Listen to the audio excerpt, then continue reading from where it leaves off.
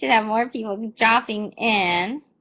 But it was Thanksgiving yesterday in the U.S., so there's a lot of people that might be getting in late because of the Thanksgiving holidays and the famous Black Friday sites and sales today.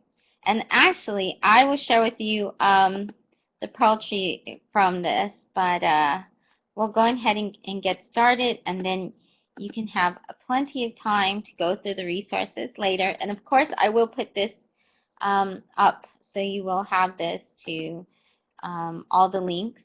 And so let me go ahead and give you these links. Here we go. Okay, so you can find all the links in the presentation there, just in case you missed anything. Well, welcome to American TESOL Presents Free Friday Webinars. I'm your hostess, Shelly Sanchez-Terrell, and today we're going to talk about holiday sites and resources for teachers. Now, the focus will be Christmas, but I'll also show you where you can get Kwanzaa sites and Hanukkah and other different celebrations that they have within the December holidays. So you'll be fully prepared with lesson plans for the holidays because there's so many different holidays out there. We're free every Friday. You can get a free certificate of attendance. So all you have to do is you go to that bit.ly address, the bit.ly.elt links, and you'll find all the resources there as well as the recordings, because we do record these and they're absolutely free to share. So feel free to share them. I love December. December is a really great time because all around the world we actually celebrate so many holidays. They have celebrations worldwide, so you can really learn about an entire culture, and it's a great time to have projects where people get together and they actually, you have students in schools learn about each other's traditions and cultures. And these cultures are very nice. They're full of lights and colors and really good family celebrations and traditions and gift giving and charity. So the December holidays seem to be a great time to really just show kids the good things about the world, of other cultures, and it makes it really interesting because it has great music and lights and everything like that.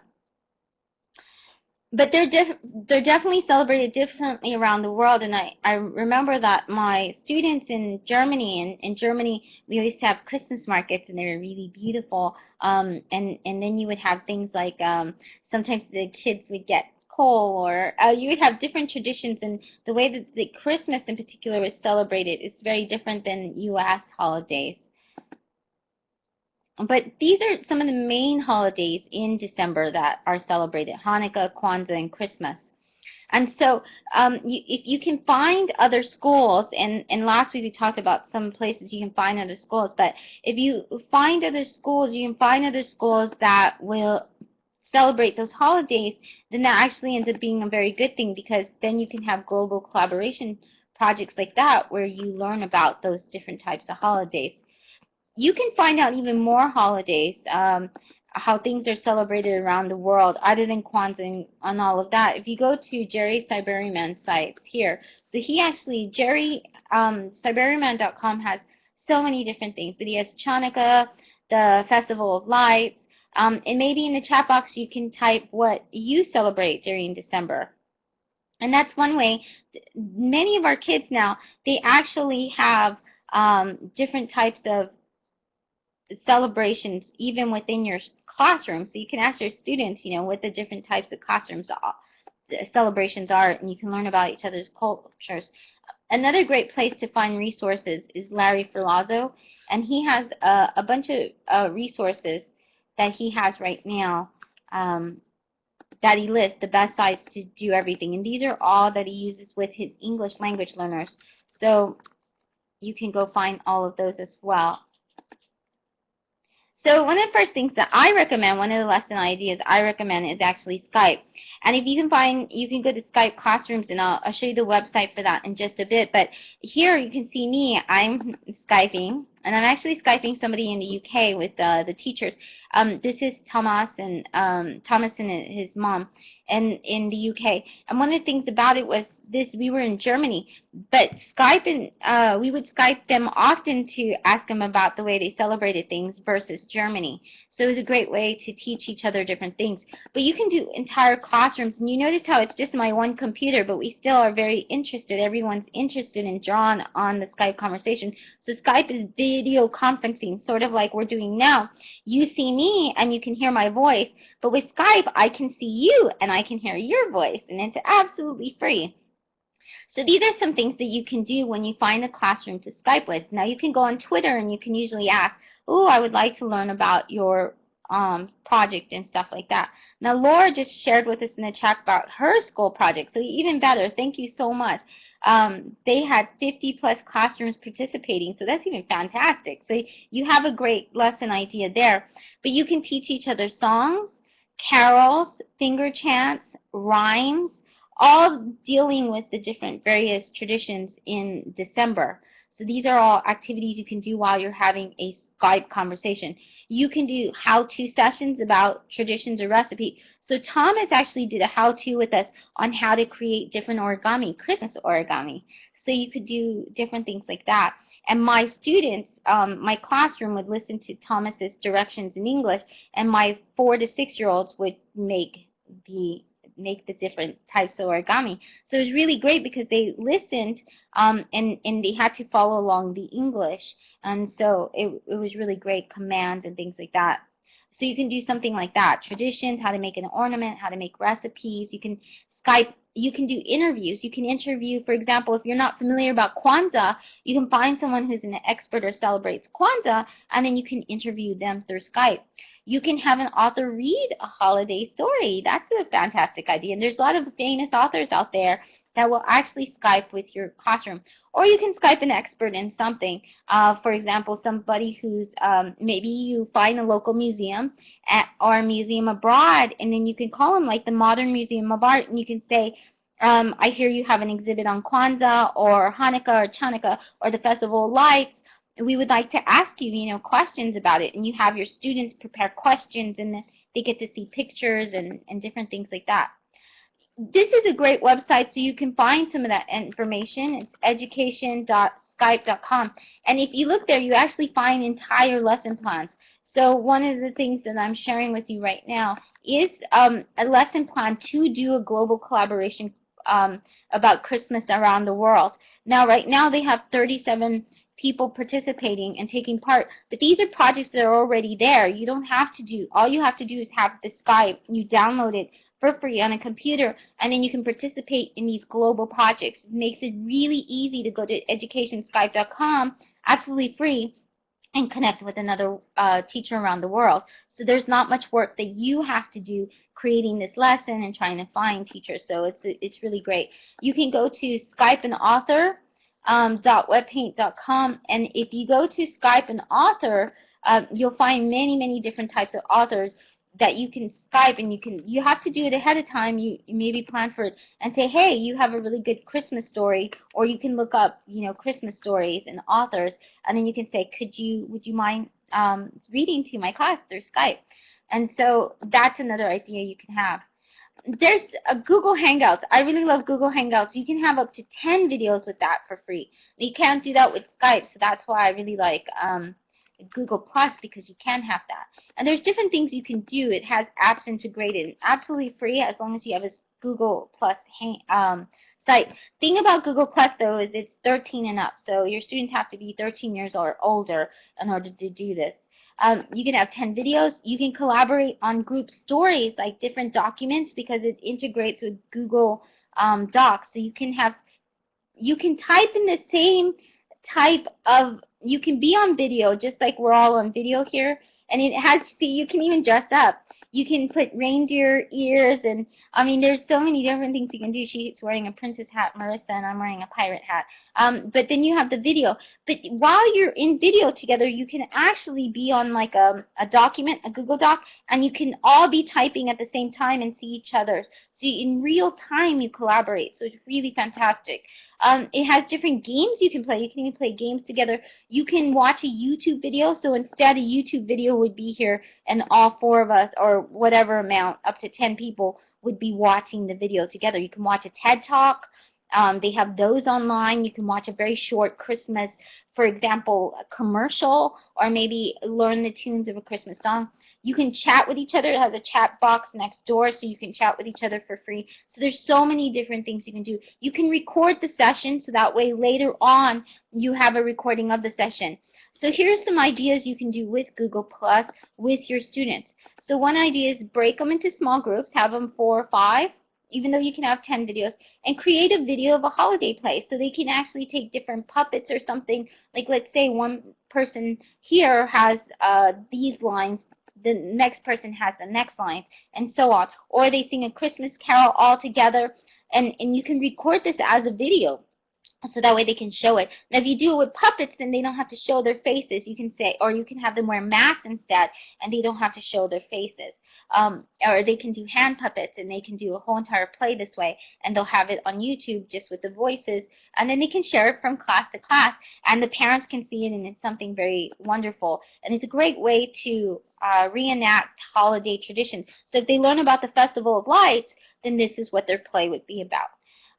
You can have a holiday party with many schools. So let's say that you're collaborating, Laura is collaborating with maybe 50 schools, but you can have up to 10 schools showcase their party for that day. So you all have a party at the same time, you coordinate it, and then you can go, each person run up to each other, run up to the video and say, hi, we have cookies, or we have a Christmas tree, or we have, in Germany, they have trees with eggs on them for the holidays, so it's very fascinating. You can create a collaborative holiday story. You can do like stop animation or something where each person like kind of makes different types of movements and makes a different story. You can sing a group song together. Oh, go great, Laura. You can use a song together. You can sing a group song. You can learn it together, and then you can play games and stuff like that. There are different sites to communicate with Santa, and these are great because the kids love communicating with Santa. Even if they don't celebrate Christmas, they're very fascinated with Santa around the world because he's this jolly old man that brings them gifts.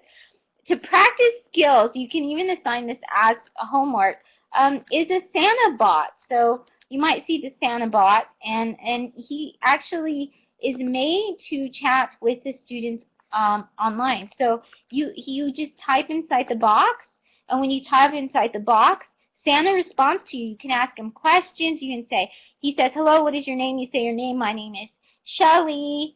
Am I naughty or nice? Do I make a Christmas list? How do you make a Christmas list? Do you like cookies? What's your favorite reindeer? What's your favorite Christmas carol? Kids can ask any kind of question to Santa, and this bot online just automatically responds. It's just meant to do this. So it's a great conversation with Santa here in real time. You should try it yourself. Just go to santabot.com. You'll be able to see it. And one of the greatest traditions is actually sending Santa a Christmas. Now it's email.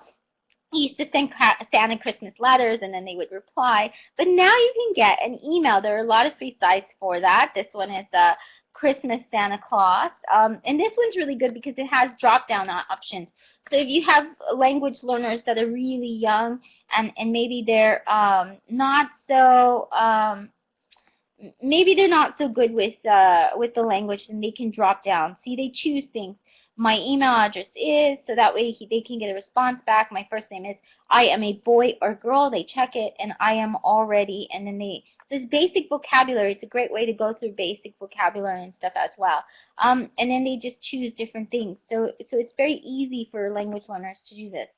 They choose a stamp as well, a postcard, all kinds of things. They choose one of these really pretty stamps. They have so many colorful things that come with the actual email. It actually comes with nice letterhead and stuff.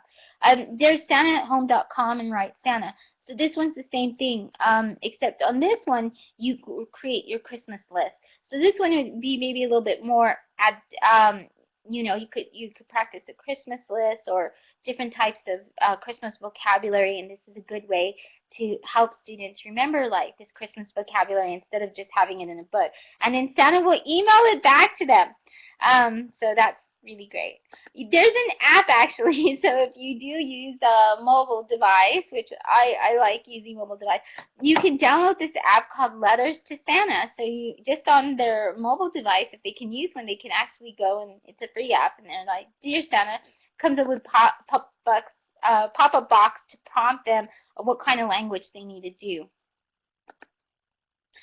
You can send, it's a great time to send holiday greetings no matter what the holiday is, and there are different sites for that. One of them is JibJab, and JibJab has all of these really cool things. Right now it has an elf dance, and you can actually see my JibJab of this. Let me see if I can bring it up for you that Roscoe and I did. So Roscoe and I actually did one. But you can do one for sure, and you can do one.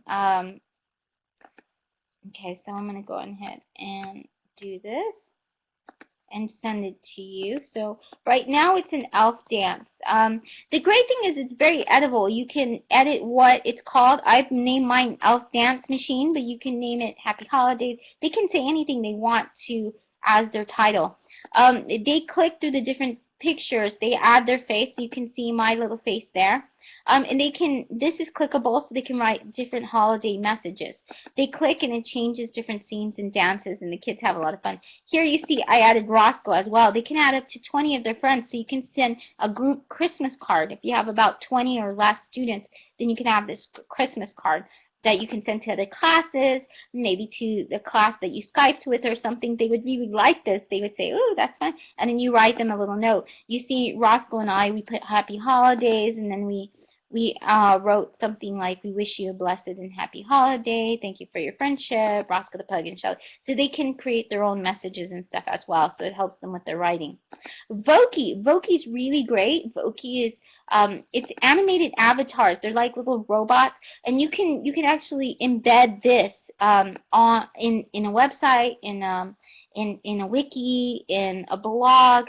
The students get to choose the characters. They can choose a reindeer, a panda. They have regular characters as well, not just Christmas. But they can choose Santa and all kinds, a gingerbread man. They can make their own drawings, and that can be the background. They have backgrounds they can choose from, lots of backgrounds as the setting. They choose accessories like Santa hats and elf ears and all kinds of wreaths. All of that is things that they have chosen. So they can choose that to make their character any way they want. They each can make their own Voki, and then they can either decide to add their own voice, so you have them record the voice through the computer. But if they don't have that option, it doesn't matter, because one of the things you can do is you can do text to voice. So they can type their message, what they want their avatar to say, and then it comes out in, they can choose from different accents. It comes out in English, but it comes out with different accents. So they can choose like a British accent, they can choose an Australian accent, they can choose an accent from someone from India, so from different countries around the world. So it has various options for that. A lot of the kids like to sing Christmas carols this way and teach others Christmas carols, or say their shopping list this way of what they want for Christmas. Santa, I would like, or they would say things like maybe a lot of them like to rap. Kids love rapping avatars. So and then you can embed this somewhere for parents to see and things like that. Photobabble.com is really great. They have different types of things. The great thing about Photobabble is it's a website and an app. So you can use it on the computer, you can use it on the mobile device. Because sometimes some of these sites you can't use, you can only use one or the other, but this one is both. So you can use it on the computer, but you can also use it on a mobile device as well. Here's one with Roscoe, my pug, and he made a little message.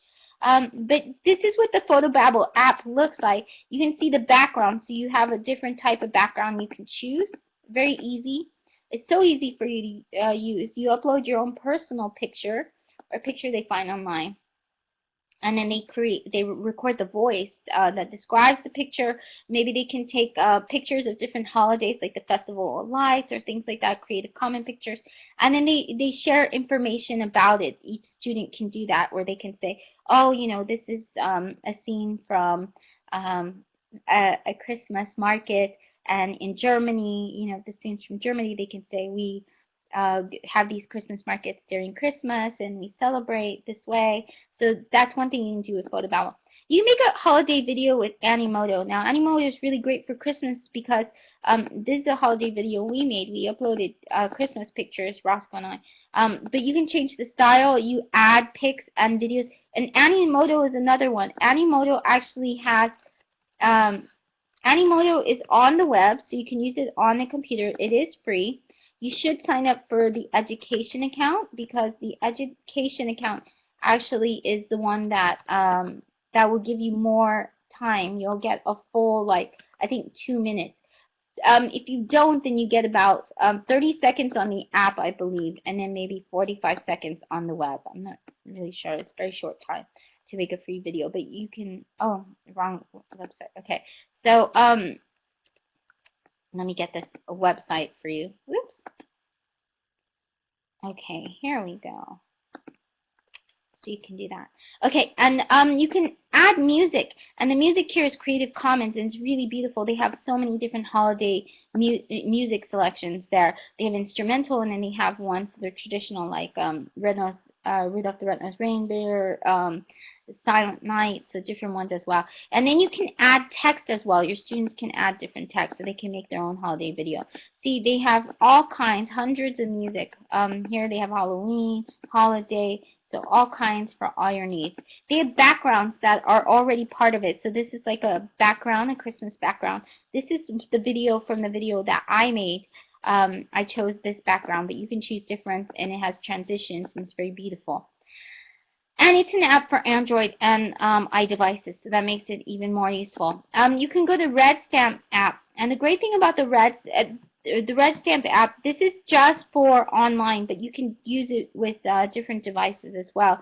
But it has Hanukkah cards in it as well, so that's why I like this one. And I believe they might even have Kwanzaa. Oh, it's 5 minutes, even better. You can make a 5-minute video. So your students will love this if you have the education account. So take the time and have the education account. You can have students send greeting cards to each other. It allows them to email the cards, upload their own personal images, include text. It has different templates for the holidays. Even, like I said, Hanukkah, so it's really wonderful. You can, this is another app, so these two are just apps. They're apps on your phone. So if you can use apps, then that's great. If you can have your students come in maybe on a Friday, just one day, and you say, hey, it's Mobile Monday. Maybe it's a Monday, and say, Mobile Monday. This Monday you get to use your mobile device, and if they can download apps, then they can make these on their mobile device.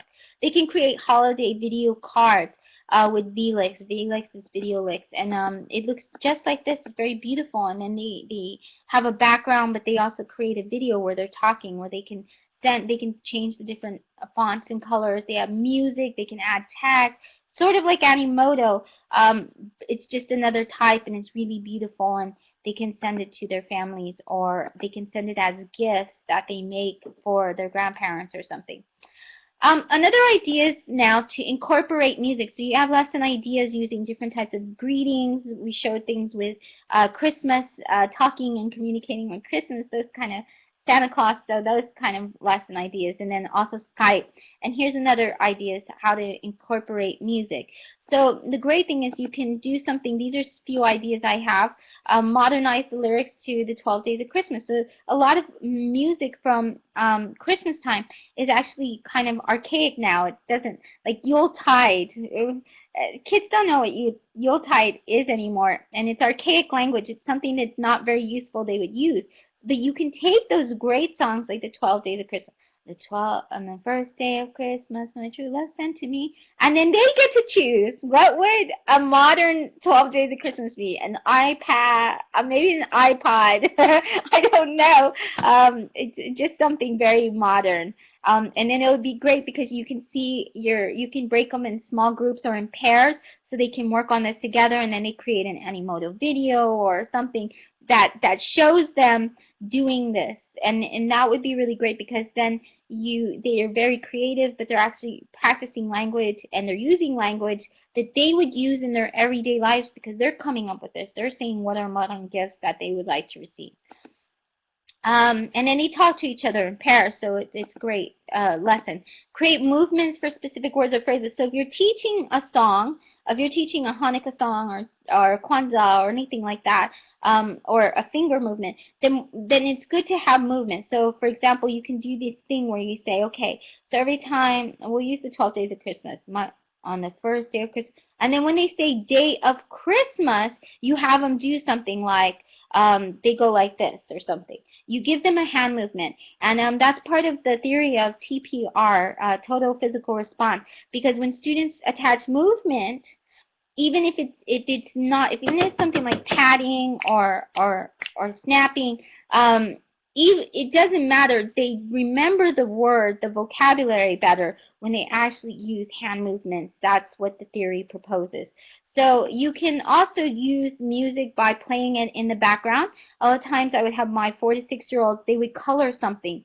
And I always like them to practice language, but at the same time, it's really good for them to practice their motor skills, and develop motor skills.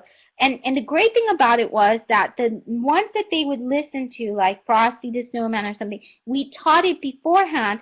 I would play a list in the background, and they would sing it while they worked. So it was a great way to get them actually to learn different music as well, because they would actually sing it, and I thought that was great. No, Ross, sorry, Puggy is getting a little crazy there. He wants to be played with. Play in the background. You can create musical instruments and play the song. A lot of times, if you just Google it, you can do shoebox drums. You can do shoebox guitars. I've had my students make. You can make maracas with, if you put rice inside plastic cups. So there's lots of music you can make, and then you can have this class work together. They learn the lyrics to a Christmas song, and then they actually play it on their new instruments. You can play different games with the music. So, for example, there's Drop the Lyrics. A very famous one is Row, Row Your Boat. So the whole class sings, row, row, row your boat gently down the stream. And then each round, you drop the last line, and the students have to drop it. Like, merrily, merrily, merrily, life is but a... And then nobody says that. But it's a great way for them to learn the lyrics and the language and remember it because they're playing this game. They can do something like charades, where you have the song and then they have to guess what song it is by the charades. Hangman, where the vocabulary in the song, if you're teaching them that, is part of the hangman. Or draw it. This comes from a famous TV show. It used to be Win, Lose, or Draw. So it's like charades, but you draw things. So you might draw a reindeer, and it might be red, and then the students have to guess Rudolph the Red-Nosed Reindeer, or any songs that you teach them. There are other really great resources and tools. First of all, you can create a digital story. Storybird.com is really great. Storybird actually has, if you do a search for it, they have books. So this one's really great because the students don't have to use their voice, and they use different types of art that's already created. And they choose the art, and they put the vocabulary with the art. So they make a book about it. They can write about their favorite holiday memory. They can write about other December celebrations. So if they do research, if you have them work in maybe pairs and they research Kwanzaa or they research Hanukkah or another different holiday, the Festival of Lights, or even Christmas, then they can write whatever they found out in this storybook. But Storybird is an online storybook you can embed in blogs and wikis, and it's beautiful. But the great thing about it is also they have it for Christmas, Kwanzaa, and Hanukkah. Or they can describe how they celebrate, like maybe what they do at the dinner table, how they exchange gifts. Do they do it in the morning? Do they do it in the afternoon? Do they only exchange one gift? Do they do like a white elephant where they draw a name and then they have to give a gift? Or maybe if they do anything like feed the homeless or something, they can write about that. They can write about other holidays as well. You can play digital games. So there is digital games with the digital game blog, and I'll go ahead and show you this. They actually have a bunch of different, this is Kyle and Graham's Stanley. They just recently won an Elton, which is the English language teaching, one of the biggest awards you can win. And it's really fantastic. And so if you visit the site, you'll actually find Christmas holiday games. So when you find they have a lot on Christmas itself. But the great thing about it is these games are all lesson plans. They're made for English language learners. Each of them does come with a lesson plan in it. So it's a free lesson that your kids can play. So this was the particular one. This is one example. This one is an escape game. So it's imagine yourself to be inside Christmas room, and then you're trapped there, and then you want to move from that place. So this is a December escape game. So they go through an escape game, and here's the lesson plan for this. It's for beginners. It practices the language of body parts, furniture, prepositions of place. It has functions of asking questions, speaking, and then they give you worksheets. You can download these free worksheets. They tell you what to do while your students are playing, what to do after they finish playing, write a letter to Santa. You can use one of the other sides to do that. So these are the kind of lesson plans you get. You get an entire lesson plan to play with your students. So it's not just playing holiday games, but it actually has a lesson plan with it. NorthPole.com is a really great site, so I'm going to go ahead and share that one with you because it has the students. I like sites where it's not just fun, but it's actually using language, and it's a great way for the students to learn language as well. They have fun, but it's also very practical. So in this one, you have different villages, and in each village, the students get to, when they scroll over it, they get to click it, and they get to do different types of activities that help them use different types of language. So you can do things. For example, you have a disco dancing Santa, and then it has the trees that you can put in the background, dances and music, and you can listen to it, and then he dances. So it's very basic vocabulary there. But at the same time, you can create a story. Students create their own story, and they put in their name, and they became the star of the story. So they're invested in the reading of this Christmas story. They learn the vocabulary from the story, and they are the main stars. So it's very motivating. They can chat with Santa elves, so they can type just like that Santa bot, but they type to the Santa's elves, and the elves respond back. They chat with them. So it's a great way to learn vocabulary, emergent language where they're like, and you'd be interested to see, you can even pre-plan this. Before you have this activity, you have your students sit down and you say, okay, what are the kind of questions you're going to ask Santa's elves? What kind of questions? And you can get together and you can brainstorm, and then you can get them thinking about the language ahead of time. You can give them a list of, sometimes I give them a list of 20 vocabulary words that we're studying, and then what I'll do is I'll say, try to use 5 within the chat. Try to use 5 of these vocabulary words. This is very target. They can choose any of the 5 they want to. You can do it with a Wordle. You can put a Wordle up of all the language, different vocabulary, and then you say, choose 5, and make sure you ask a question or incorporate it in your speech for that. You can send Santa a letter, he'll write back. You can print a good deeds calendar, like things that you're going to do within the day, within the month that are good deeds. You can print stories and color the pages. You have Christmas countdown calendar with fun activities. Send holiday e-cards, and then you can track Santa around the world. You can say where he's at, and when they're tracking Santa, they can imagine, they can actually visit with Google Maps, and they can imagine what the kids like. They can write stories saying where or you can Skype people. You can try to find people in each of those places and Skype them and say, did Santa visit? What kind of gifts did he give you? Or, what did you give him? Did you give him cookies or gingerbreads? So these are different things you can do. If you're studying the Common Core is really popular in, the Common Core is really popular in American schools these days.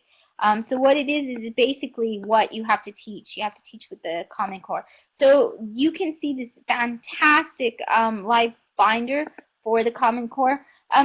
Even for us as teachers, it's great because it shows all these different lesson plans related to English with math, English with science, English with different type for writing. So it has, this live binder has hundreds and hundreds of links to different types of activities that you can do if you click on each of these. So you click on each tab, but under each tab are even more ideas. So you can click on any of those and it has objectives, and there are lesson plans for each of them, so it's a really great resource. And then, of course, the Pearl Tree. So I'll share with you my Pearl Tree again of all of these sites in case you missed any or you missed some of the presentation. And on this Pearl Tree, I will add the slides to this presentation. There's my little muffin here, dressed in his holiday best. And so happy holidays. I hope you have plenty of lesson plans for December. Maybe I can get him over here. Rocco, come here. Yeah. Maybe not. He's over there sniffing some treats somewhere. But thank you so much. And if you have any ideas or anything like that, feel free to share them as well. Thank you, Laura, for sharing your wiki spaces and your Skype project there. So thank you so much.